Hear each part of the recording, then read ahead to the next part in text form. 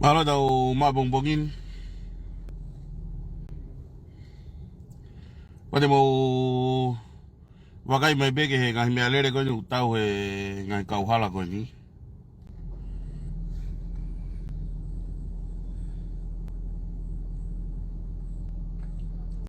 Kono si ofe ki kongatahi ko ni eh. I kongatahi ni he traba motor ko ni mori tau mo ko ni ya te kalapu eh.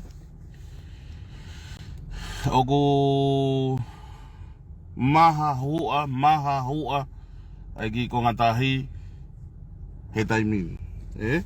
Ai ko varebe ko foki mai. Varebe ko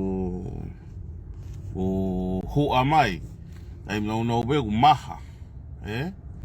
Ka koe lolo tongani foki tongani oku keipuna pe mo unga afi ko i hunga tonga pa mo hunga toke lau eh pe ko hunga tonga mo hunga vava'u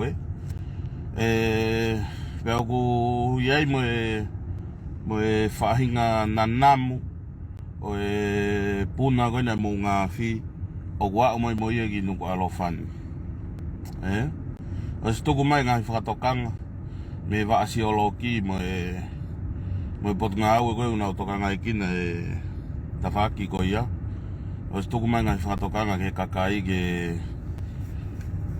tui hana mask no fo ma upe I fare ka koe ngo kakai tonga ni ia ko lere mai au ke alo fai ki whakatau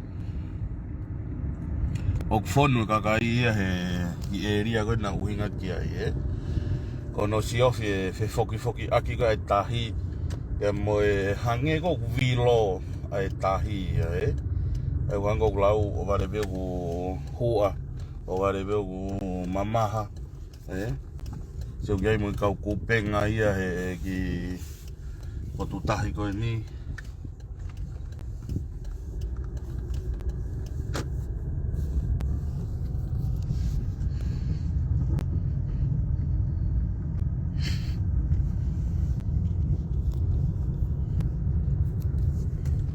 Leslie Fanonga o kai ka pola ko lere ni ngahi potunga ue tana ki whakamatala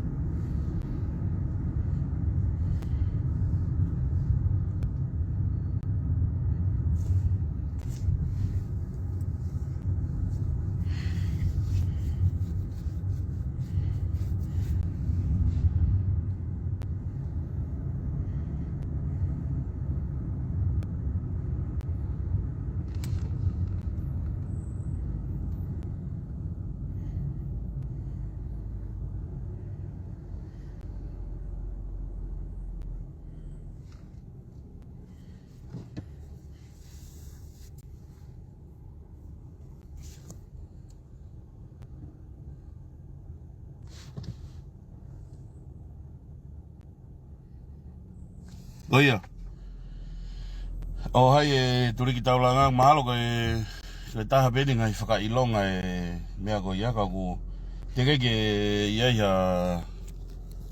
whakatokanga pe au kula ia ki tongan teke ke ia whakatokanga pe au kula o me ane po beke ahon na ngai whamatala na to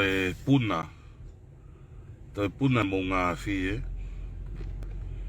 ka koe ki ko ngā tahi koe no si ofi koe he kakai ai no ko lawe ki ane nai oku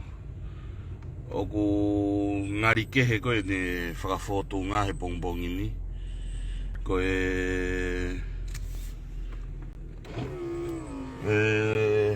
hua mamaha pe ia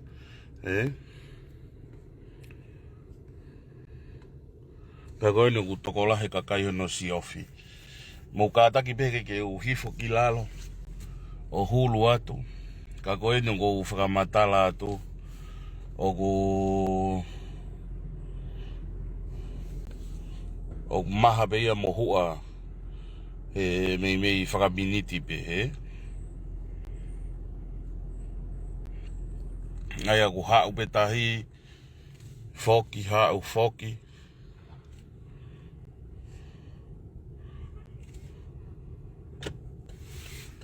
E tau ki tuu he.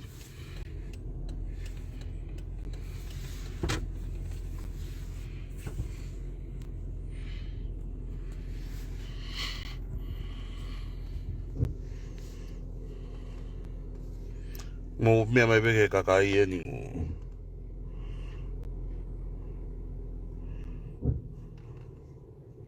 Toko lahi koe ni he. O se mai peke ko ngau e holo tahi. Se ko maha ki whi tu koe nai tai min. E.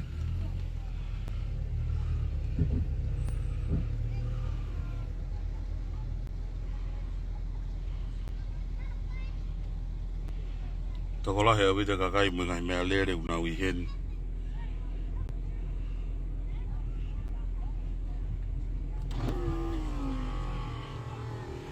Mo se mai peke ku kiu e ki ko ngahala koe ni. Koe uhinga koe... Uhinga koe mea koe nuku hoko ki ko ngatahi, eh?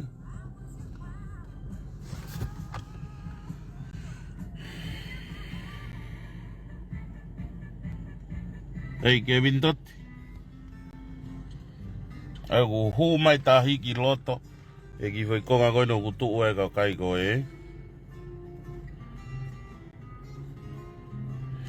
Hu mai ki loto o vilo, eh?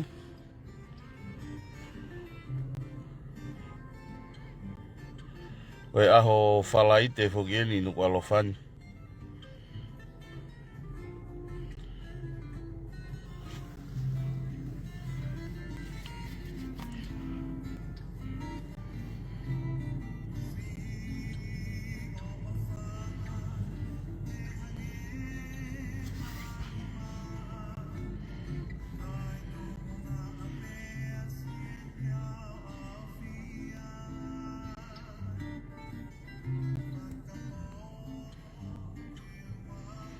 No se ki whai tukai nang tarato ku paku.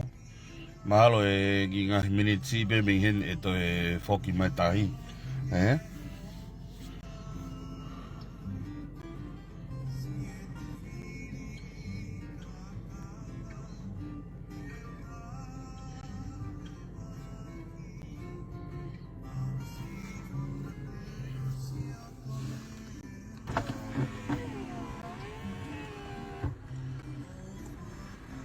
Mo se koe. Koe tahi e ni to e whoki mai, eh?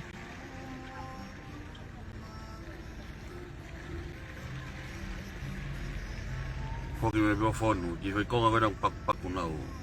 Hulu ia tane nai, eh?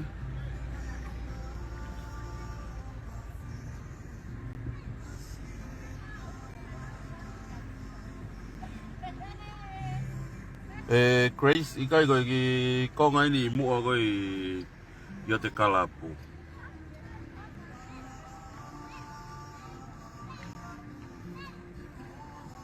Se u whoki mai tahi o lahi au pito hua, eh?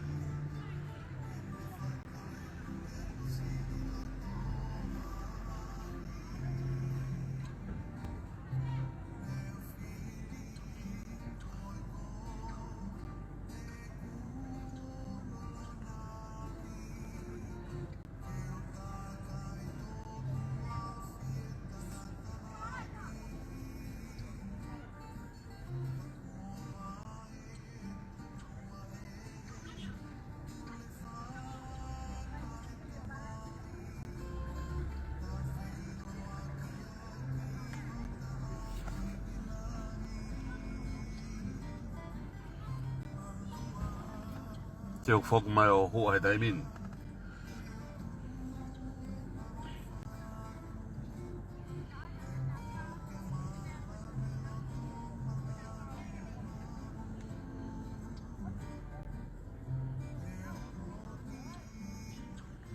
Haití. Pues tsunami.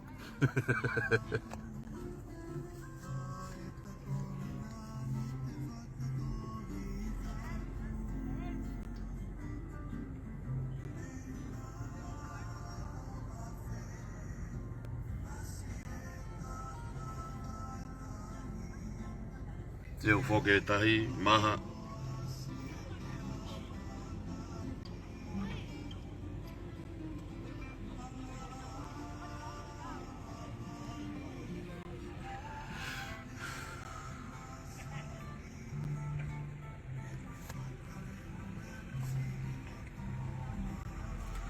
Vamos a ver, que está güey, otro gaufa.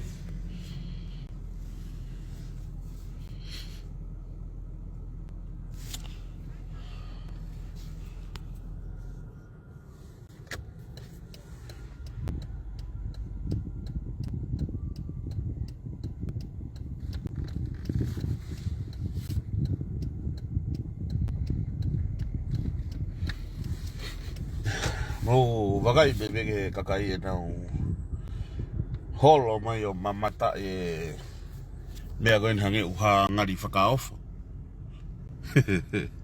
Bego yanga be whiriuri waki go e a whaka māman lahi.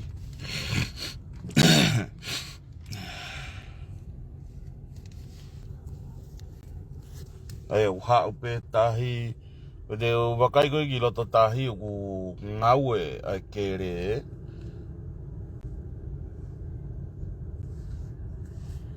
no me mai bego ngai mea rere pāki ngi behe tawha aki kai tak taha hopo mene telefoni o whaitāe au ke kau ngai whapure anga mo e kau ngā aue uri ake ngā aue ka nau hau nau tolu ia o whaitā ia te ki whui mea wha o ia he?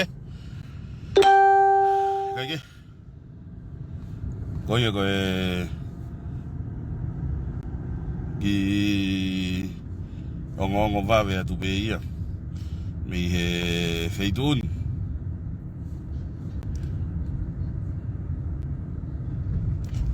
kiwa bita hala he bongbongin koe uhinga koe taktaha feinga atu ki kolo hange ko lawe nei koe aho whalai ten koe osene mili te taha nima me taha taha e nuku alo fan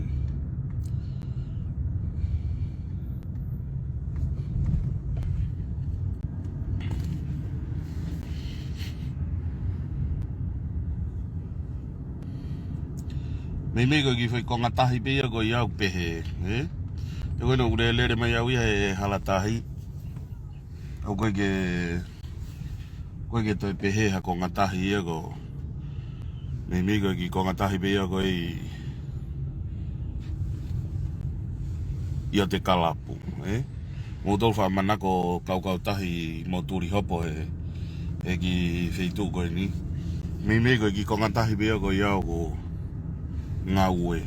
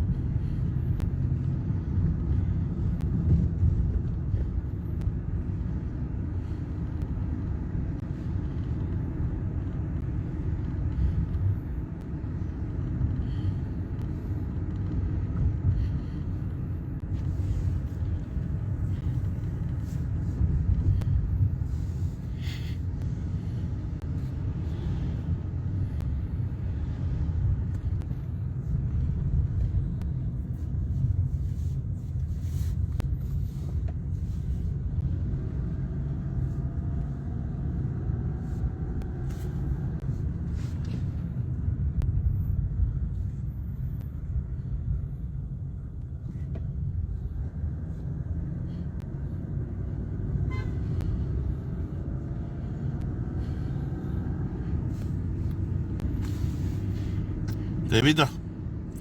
Ko te kerea ka la kai na ita.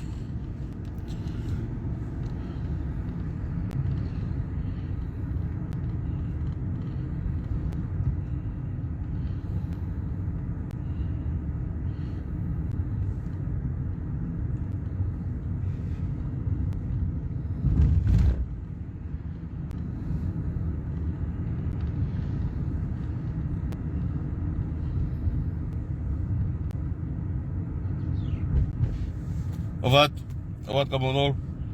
Tau fai akia. Kato kia ibe haki mea makehe toi as. Te tau toi ki lere meo wakai. Okay.